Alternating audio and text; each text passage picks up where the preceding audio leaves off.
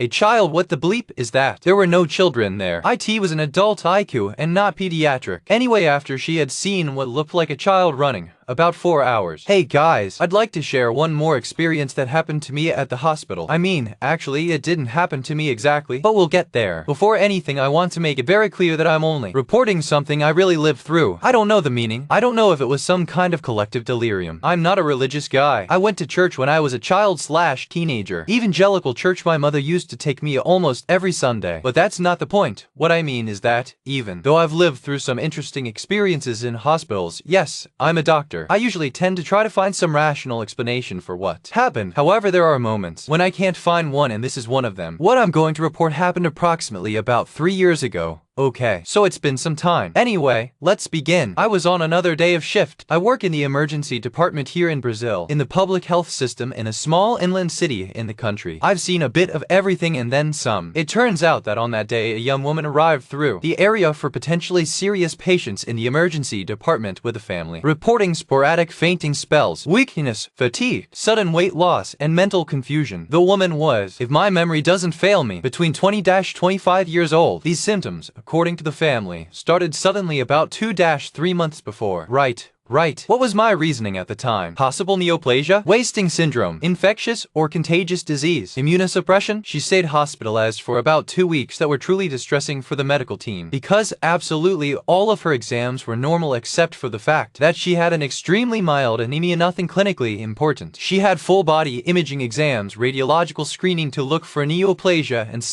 or infectious disease, all serological tests, serum levels, kidney function, liver/pancreatic function, everything. Absolutely everything within the normal range. And her clinical condition only kept deteriorating. She became more somnolent, febrile, until the moment she deteriorated to the point of needing tracheal intubation for airway protection. In short, she was dying and there was no diagnosis. I spoke with her family tirelessly, looking for something in her history that could give us some diagnostic clue. All the relatives reported impeccable health. She went to the gym to do physical exercises frequently, worked, had an absolutely normal life, according to them, except, well, here we enter a moment, how can I put it, kind of strange anyway. Already exasperated, they started to think that the reason had been a disagreement. They started to think there was something spiritual involved in her case. I'll explain what they told me. Once again, this is a report, and I really don't know what to think about this case. Only that when I think about it, it leaves me distressed from time to time. The disagreement. Let's get to the disagreement. According to the family, she had a serious disagreement with another woman who lives near their house. This woman is known in the community for practicing candomblé, an Afro-Brazilian religion. They had a serious disagreement, according to the report, and only after that the symptoms began. That obviously cannot guide my conduct as a doctor by spiritual matters. I always have to remain faithful to science and to what we know. At the time,